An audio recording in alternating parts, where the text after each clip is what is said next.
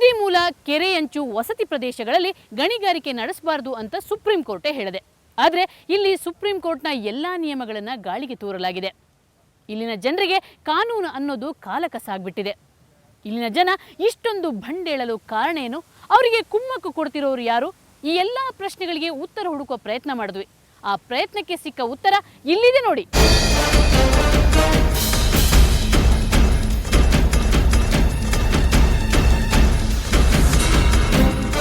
ಇಲ್ಲಿ ನೋಡಿ, ಹಾಡ ಹಗಲೇ ಎಷ್ಟೊಂದು ರಾಜಾರೋಷವಾಗಿ ಬಂಡೆ ಸ್ಫೋಟಿಸಲಾಗುತ್ತಿದೆ. ಅನ್ಯರ ಚಿಂತೆಯೂ ಇಲ್ಲ, ಕಾನೂನಿನ ಕಟ್ಟುಪಾಡೂ ಇಲ್ಲ, ಕನಿಷ್ಠ ಪಕ್ಷ ಮಾಧ್ಯಮವೊಂದರ ಕ್ಯಾಮ್ರಾ ಮುಂದಿದೆ ಅನ್ನೋ ಭಯನೂ ಇಲ್ಲ.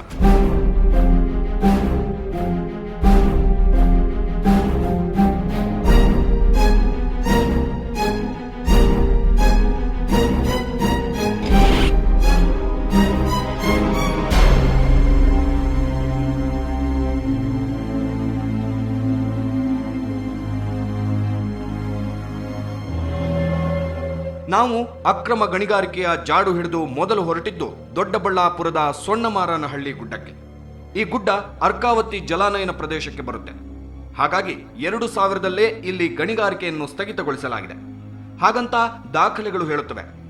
ಸತ್ಯ ಸಂಗತಿ ಅಂದ್ರೆ ಇಲ್ಲಿ ಇಂದಿಗೂ ಭರ್ಜರಿಯಾಗಿ ಗಣಿಗಾರಿಕೆ ನಡೆಯುತ್ತಿದೆ. ಲೀಸ್ ಕೊಟ್ಟಿದ್ರು. ಈ 2000ರಲ್ಲಿ ಲೀಸ್ ಕ್ಯಾನ್ಸಲ್ ಆಯಿತು. ಇದು ಅರ್ಕಾವತಿ ಜಲಾನಯನ ವ್ಯಾಪ್ತಿಗೆ ಬರುವಂಥ ಎಲ್ಲ ಗಣಿಗಾರಿಕೆಯನ್ನು ಕೃಷಿಯೇತರ ಚಟುವಟಿಕೆ ಏನಾಯಿತು ಅದನ್ನೆಲ್ಲ ನಿಷೇಧ ಮಾಡಿದ್ರು. ಅವತ್ತಿಂದ ಇದುವರೆಗೂ ನಡೀತಾನೆ ಇದೆ. ಬಟ್ ನಾವು ಗಣಿ ಇಲಾಖೆಯವ್ರಿಗೂ ದೂರು ಕೊಟ್ರಿ, ಸ್ಥಳೀಯ ಪ್ರತಿನಿಧಿಗಳಿಗೂ ದೂರು ಕೊಟ್ರಿ, DC ಕೊಟ್ಟಿದ್ದೀರಿ, ತಹಸೀಲ್ದಾರ್ಗೆ ಕೊಟ್ಟಿದ್ದೀರಿ. ಯಾವ ಗಣಿ ಇಲಾಖೆಯವರಾಗಲಿ ಸ್ಥಳೀಯ ಪ್ರತಿನಿಧಿಗಳಾಗಲಿ ಇದ್ರ ಬಗ್ಗೆ ಯಾರು ಗಮನನೇ ತಗೊಂಡಿಲ್ಲ. ದೊಡ್ಡ ಯಂತ್ರಗಳೇ ಬಂದು ಇಲ್ಲಿ ಗಣಿಗಾರಿಕೆ ನಡೆಸುತ್ತಿವೆ. ಕಲ್ಲುಗಳನ್ನು ಪುಡಿ ಮಾಡಿ ಜಲ್ಲಿ ತಯಾರಿಸಲಾಗುತ್ತೆ. 100 ಟನ್ ಕಲ್ಲು ಸಾಗಿಸಲಾಗುತ್ತೆ. ಭಾರಿ ಸ್ಫೋಟಕಗಳನ್ನಿಟ್ಟು ಬಂಡೆ ಸ್ಫೋಟಿಸಲಾಗುತ್ತೆ. ಆದರೆ ಸ್ಫೋಟಕಗಳ ಸ್ಫೋಟದ ಶಬ್ದವಾಗಲಿ ಜಲ್ಲಿಯ ಧೂಳಾಗಲಿ ಗಣಿ ಇಲಾಖೆಗೆ, ಜಿಲ್ಲಾಡಳಿತಕ್ಕೆ ಕೇಳಿಸುವುದೂ ಇಲ್ಲ, ಕಾಣಿಸುವುದೂ ಇಲ್ಲ. ಮುಂಚೆ ಲೀಸ್ ಇದ್ದಾಗ ಯಾವ ಥರ ನಡೀತಿತ್ತ, ಇಲ್ಲಿಗಲ್ಲಾಗೂ ಅದೇ ಥರ ನಡೀತದೆ. ನೀನು ರಾತ್ರಿ ಹೊತ್ತೇನು ಇಲ್ಲಿ ಕಳ್ತನವಾಗಿ ಏನು ಮಾಡ್ತಾರೆ, ಲಗಲೊತ್ತಲೇ ಮಾಡ್ತಾವ್ರೆ. ಇಲಾಖೆಯವ್ರು ಬರ್ಬೋದು ಹೋಗ್ಬೋದು ಅಷ್ಟೇ, ಅವರಂತೂ ಇದ್ರ ಬಗ್ಗೆ ಕ್ರಮನೇ ತಗೊಳಲ್ಲ. ಅವ್ರು ಪಡ್ಗವ್ರು ಮಾಡ್ಕೊಂತಾರೆ, ತಿಂತಾರೆ ನೋಡಿ. ಯಾವಾಗಾದ್ರೂ ರೈಡ್ ಆಗಿತ್ತು ಸರ್? ಇಲ್ಲ ರೈಡ್ ಅನ್ನೋ ಪ್ರಶ್ನೆನೇ ಇಲ್ಲ. ರೈಡ್ ಮಾಡೋರು ಯಾರು ರೈಡ್ ಮಾಡ್ತಾರೆ? ರೈಡೇ ಇಲ್ಲ. ಗಣಿಗಾರಿಕೆಯವ್ರು ಬಂದೇನಿಲ್ಲ, ಎಚ್ಚರಿಕೆ ಇಲ್ಲ ಅವ್ರು ಬರ್ತೀನಂದ್ರೆ ಮುಂಚೆನೇ ಇವ್ರಿಗೆ ಮೆಸೇಜ್ ಕೊಡ್ತಾರೆ. ಯಾರು ಇಲ್ಲಿ ಕೆಲಸನೇ ಮಾಡಲ್ಲ. ಇಲ್ಲಿ ಗಣಿಗಾರಿಕೆ ನಡೆಸುತ್ತಿರುವವರು ಜನಸಾಮಾನ್ಯರಲ್ಲ, ಸಮಾಜದ ಪ್ರಭಾವಿ ವ್ಯಕ್ತಿಗಳೇ ಗಣಿಗಾರಿಕೆಯಲ್ಲಿ ತೊಡಗಿದ್ದಾರೆ.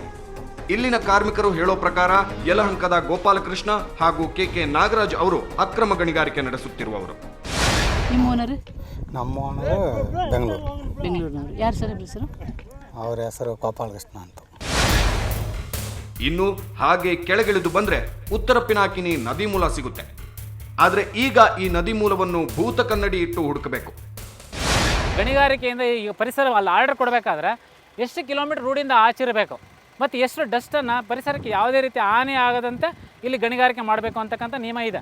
ಆದರೂ ಕೂಡ ಸಾಯಂಕಾಲ ನೀವು 6 ಗಂಟೆ ಈ ಕಡೆಯಿಂದ ಬಂದರೆ ಯಾವುದೇ ವೆಹಿಕಲ್ ಹೋಗ್ಬೇಕಾದ್ರೂ ಭಯ ಆಗುತ್ತೆ. ಅಷ್ಟು ಡೈನಮೈಟ್ಸನ್ನು ಇಟ್ಟು ಇಲ್ಲಿವರೆಗೂ ಬ್ಲಾಸ್ಟ್ ನೋಡಿರಿ, ಅಲ್ಲೆಲ್ಲ ಸ್ಟೋನ್ಸ್ ಬಿದ್ದಿದೆ, ಅಲ್ಲಿವರೆಗೂ ಬರುತ್ತೆ. ಗಣಿ ಧಣಿಗಳು ಎಂತಹ ಭಂಡರಂದ್ರೆ ಜನವಸತಿ ಪ್ರದೇಶದಲ್ಲೇ ಗಣಿಗಾರಿಕೆ ನಡೆಸುತ್ತಿದ್ದಾರೆ. ಇವರು ಬಂಡೆ ಸ್ಫೋಟಿಸುವಾಗ ದೊಡ್ಡ ದೊಡ್ಡ ಬಂಡೆಗಳ ಚೂರು ಮನೆ, ರಸ್ತೆಗಳ ಮೇಲೆ ಬಂದು ಬೀಳುತ್ತಿದೆ. ರಸ್ತೆಯಲ್ಲಿ ಓಡಾಡೋ ಜನ ಜೀವ ಕೈಯಲ್ಲಿ ಹಿಡಿದು ಸಾಗಬೇಕಾದ ಪರಿಸ್ಥಿತಿ.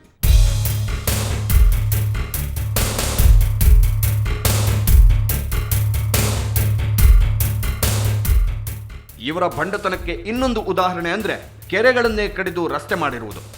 ತಮ್ಮ ಜೇಬು ತುಂಬಿಸುವ ಸಲುವಾಗಿ ಸ್ವಾರ್ಥಿ ಗಣಿ ಮಾಲೀಕರು 108 ಗ್ರಾಮಗಳಿಗೆ ನೀರುಣಿಸೋ ಪಿನಾಕಿನಿಯ ಕೆರೆಗಳಿಗೆ ಮಣ್ಣು ತುಂಬಿ ರಸ್ತೆ ಮಾಡಿದ್ದಾರೆ. ಕೆರೆ 4 ವರ್ಷಕ್ಕೆ 4ರಿಂದ 5 ಸರಿ ತುಂಬ್ತಾ ಇತ್ತು.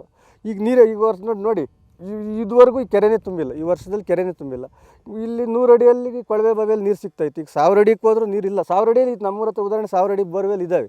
ಒಂದು ಅಂತರ್ಜಲ ಮಟ್ಟ ಕುಸಿತಾ ಇದೆ. ಗಣಿಗಾರಿಕೆಯಿಂದ ಅಂತರ್ಜಲ ಮಟ್ಟ ಕುಸಿಯೋದಂತೂ ಅದು ಎಲ್ಲ ವಿಜ್ಞಾನಿಗಳಿಗೂ ಗೊತ್ತು. ಗಣಿಗಾರಿಕೆಯಿಂದ ಅಂತರ್ಜಲ ಕುಸಿತದೆ, ಅದೇ ಥರ ಇಲ್ಲಿನೂ ಅಂತರ್ಜಲ ಕುಸಿತದೆ. ಗಣಿ ಮಾಲೀಕರ ಅಕ್ರಮಗಳು ಇಲ್ಲಿಗೆ ಮುಗಿದಿಲ್ಲ. ಜಲ್ಲಿ ಸಾಗಣೆ ಸುಲಭವಾಗಲಿ ಅನ್ನೋ ಕಾರಣಕ್ಕೆ ರಸ್ತೆಗೆ ತಾಗಿಕೊಂಡೇ ಜಲ್ಲಿ ಕ್ರಫ್ ಮಾಡುತ್ತಿದ್ದಾರೆ. ರಸ್ತೆಗೆ ತಾಗಿಕೊಂಡೇ ಜಲ್ಲಿ ಕ್ರಷ್ ಮಾಡುತ್ತಿದ್ದಾರೆ. ಇದರಿಂದ ಚರಂಡಿ ಮುಚ್ಚಿ ಹೋಗಿದೆ. ರಸ್ತೆಯ ಕಥೆ ಕೇಳೋದೇ ಬೇಡ. ರಾಜಕಾರಣಿಗಳು ಇಲ್ಲಿರ್ತಕ್ಕಂಥ ವ್ಯವಸ್ಥೆಯನ್ನು ಹಾಳು ಮಾಡ್ತಿದ್ದಾರೆ. ಈ ರೋಡ್ಗಳು ಇನ್ನೂ ಬರೀ ಒಂದು 5 ಸೆಂಟಿಮೀಟರ್ ಅಷ್ಟು ಕೂಡ ಇದರಲ್ಲಿ ಜಲ್ಲಿ ಇಲ್ಲ.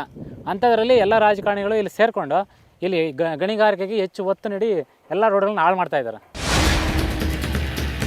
ಇನ್ನೊಂದು ಪ್ರಮುಖ ಅಂಶ ಅಂದ್ರೆ ಇಲ್ಲಿ ಗಣಿಗಾರಿಕೆ ನಡೆಸುತ್ತಿರುವ 12 ಗಣಿಗಳ ಪೈಕಿ 9 ಗಣಿಗಳ ಪರವಾನಗಿಯನ್ನು ಸ್ಥಳೀಯ ಪಂಚಾಯತ್ ನವೀಕರಿಸಿಲ್ಲ. ಈ ಬಗ್ಗೆ ವಿಚಾರಿಸಿದ್ರೆ ಜೀವ ಬೆದರಿಕೆ ಒಡ್ಡುತ್ತಾರಂತೆ. ಕೇರ್ ಮಾಡ್ತಾಯಿಲ್ಲ ಮೇಡಮ್ ಅವ್ರೆ. ಈಗ ಅವ್ರು ಹೇಳ್ತಾರೆ ಅದೇನದೇ ಪೊಲೀಸವ್ರ ಹತ್ರ ಹೋಗ್ತಾರೆ, DC ಹತ್ರ ಹೋಗ್ತಾರೆ, ನಾವು ನೋಡ್ಕೊತೀವಿ ಬಿಡು, ಮಿನಿಸ್ಟರ್ ಲೆವೆಲಲ್ಲಿ ಮಾಡ್ತೀವಿ ಬಿಡು ನಾವು ಅನ್ನೋ ಮಟ್ಟದಲ್ಲಿ ಮಾತನಾಡ್ತಾರೆ.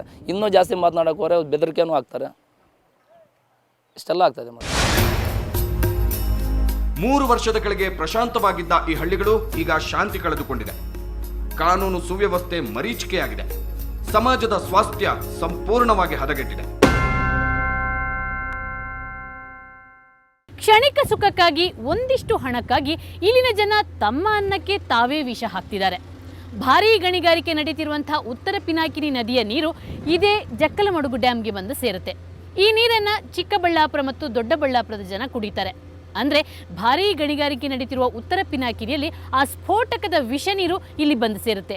ಇಲ್ಲಿನ ನೀರು ವಿಷ ಆಗುತ್ತೆ. ಈ ವಿಷ ನೀರನ್ನೇ ಈ ಜನ ಕುಡಿಬೇಕಾಗುತ್ತೆ.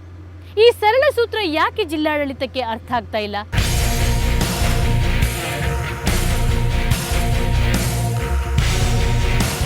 ನಾವು ಪಿನಾಕಿನಿ ನದಿ ದಂಡೆಯಲ್ಲಿ ನಡೆಯುತ್ತಿರುವ ಅಕ್ರಮ ಗಣಿಗಾರಿಕೆಯ ಚಿತ್ರೀಕರಣ ನಡೆಸಲು ಹೋದಾಗ ನಮಗೆ ಅಲ್ಲಿನ ಸ್ಥಳೀಯರು ತಡೆ ಒಡ್ಡಿದ್ರು.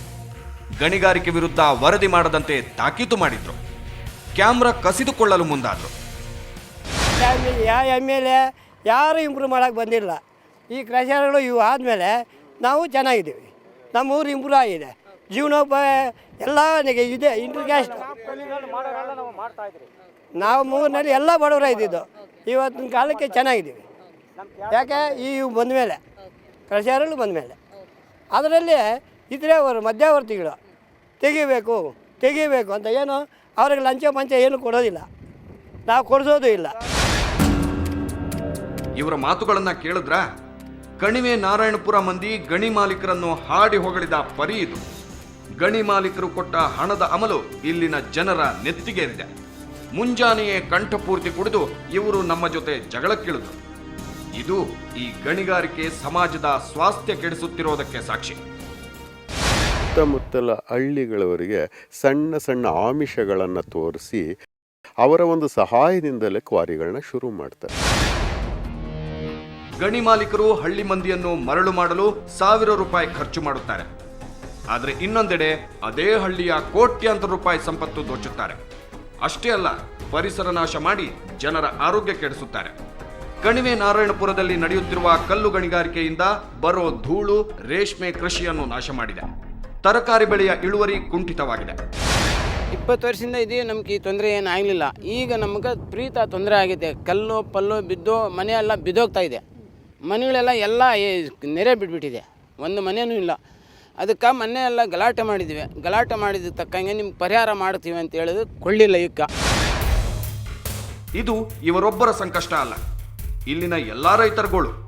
ಆದರೆ ಗಣಿ ಮಾಲೀಕರ ರೌಡಿಸಂಗೆ ಹೆದರಿ ಇವರು ಮೌನ ವಹಿಸಿದ್ದಾರೆ. ಇಲ್ಲಿ ಪುಂಡ ಪೋಖರಿಗಳ ಹಾವಳಿಯ ಪ್ರತ್ಯಕ್ಷ ದರ್ಶನ ನಮಗೂ ಆಯಿತು. ನಮ್ಮ ತಂಡ ಕಣಿವೆ ನಾರಾಯಣಪುರ ದಾಟೋವರೆಗೂ ಬೈಕಿನಲ್ಲಿ ಪೋಖರಿಗಳು ನಮ್ಮನ್ನೇ ಫಾಲೋ ಮಾಡಿದ್ರು. ಇನ್ನು ಈ ಉತ್ತರ ಪಿನಾಕಿನಿಯ ನೀರು ಜಕ್ಕಲಮಡುಗು ಡ್ಯಾಂಗೆ ಹೋಗಿ ಸೇರುತ್ತೆ. ಆ ನೀರನ್ನು ಚಿಕ್ಕಬಳ್ಳಾಪುರ ಹಾಗೂ ದೊಡ್ಡಬಳ್ಳಾಪುರದ ಮಂದಿ ಕುಡಿತಾರೆ. ಆದರೆ ಪಿನಾಕಿನಿಯ ತಟದಲ್ಲಿ ವಿಷಕಾರಕ ಭಾರೀ ಸ್ಫೋಟಕಗಳನ್ನು ಬಳಸಿ ಗಣಿಗಾರಿಕೆ ನಡೆಸುತ್ತಾರೆ. ಇಲ್ಲಿನ ವಿಷಪೂರಿತ ನೀರನ್ನೇ ಜನ ಕುಡಿಬೇಕಾದ ಪರಿಸ್ಥಿತಿ ಬಂದೊದಗಿದೆ. ಈ ರೀತಿ ಬ್ಲಾಸ್ಟ್ ಮಾಡ್ತಾ ಇದ್ರೆ KG ಗಟ್ಟಲೆ ಅಲ್ಲ, ದಿವಸಕ್ಕೆ ಟನ್ ಗಟ್ಟಲೆ ಎಕ್ಸ್ಪ್ಲೋಸಿವ್ಸ್ ಯೂಸ್ ಮಾಡ್ತಾರೆ. ಅದೆಲ್ಲ ವಿಷಕಾರಕ. ಅದು ಯಾರೇ ಇಲ್ಲ ಅನ್ಬೋದು, ಅದೇನೂ ಆಗಲ್ಲ ಅನ್ಬೋದು. ಅದೆಲ್ಲ ವಿಷ ಆಗುತ್ತೆ. ಅದ್ರ ಬಗ್ಗೆ ಪಟ್ಟಣದಲ್ಲಿರೋ ದೊಡ್ಡಬಳ್ಳಾಪುರದವರು ಚಿಕ್ಕಬಳ್ಳಾಪುರದವರು ತಲೆ ಕೆಡಿಸ್ಕೊಳ್ತಾ ಇಲ್ಲ. ಆಮೇಲೆ ಆ ಪಕ್ಕದಲ್ಲಿರೋ ಊರವ್ರನ್ನೆಲ್ಲ ಇವರು ತಮ್ಮ ಕಡೆ ಸೆಳ್ಕೊಂಡ್ಬಿಟ್ಟಿದ್ದಾರೆ. ಅಷ್ಟೇ ಅಲ್ಲ, ಗಣಿ ಮಾಲೀಕರು ಪಿನಾಕಿನಿಯ ಕೆರೆಗಳಿಗೆ ಮಣ್ಣು ತುಂಬಿ ರಸ್ತೆ ಮಾಡಿದ್ದಾರೆ. ಗಣಿಯ ಹೂಳು ತುಂಬಿ ಕೆರೆಗಳು ನಾಶವಾಗಿವೆ.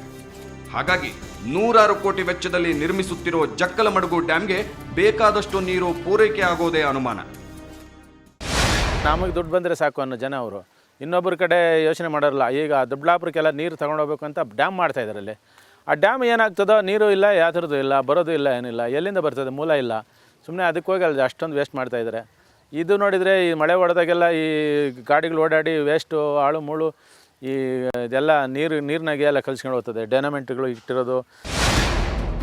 ಇನ್ನು ಈ ಪ್ರದೇಶದಲ್ಲಿ ಅಂತರ್ಜಲ ಸಂಪೂರ್ಣವಾಗಿ ಕುಸಿದಿದೆ. 1000 ಅಡಿಯವರೆಗೆ ಬೋರ್ ಹಾಕಬೇಕಾದ ದುಸ್ಥಿತಿ ಬಂದಿದೆ. ಇದು ಗಣಿಗಾರಿಕೆ ಇಲ್ಲಿನ ಜನರಿಗೆ ಕೊಟ್ಟ ಕೊಡುಗೆ. ಈ ಗಣಿಗಾರಿಕೆ ಪ್ರಕೃತಿಯಲ್ಲಿನ ಸ್ನೇಹಕೊಂಡಿಯನ್ನ ಮಾತ್ರ ಕಳಚಲ್ಲ, ಅದು ಮಾನವ ಸಂಬಂಧಗಳಿಗೂ ಕೊಡಲಿಯೇಟು ಕೊಡುತ್ತೆ. ಇಲ್ಲಿ ನಡೆದಿದ್ದೂ ಅದೇ. ಆ ಸಂಬಂಧಗಳು ಹೇಗೆ ಕಳಚಿಕೊಂಡಿವೆ, ಆ ಬಂಧನಕ್ಕೆ ಹೇಗೆ ಕೊಡಲಿಯೇಟು ಬಿದ್ದಿದೆ, ತಿಳ್ಕೊಳ್ಳೋಣ ಸಣ್ಣ ಬ್ರೇಕ್ನ ನಂತರ.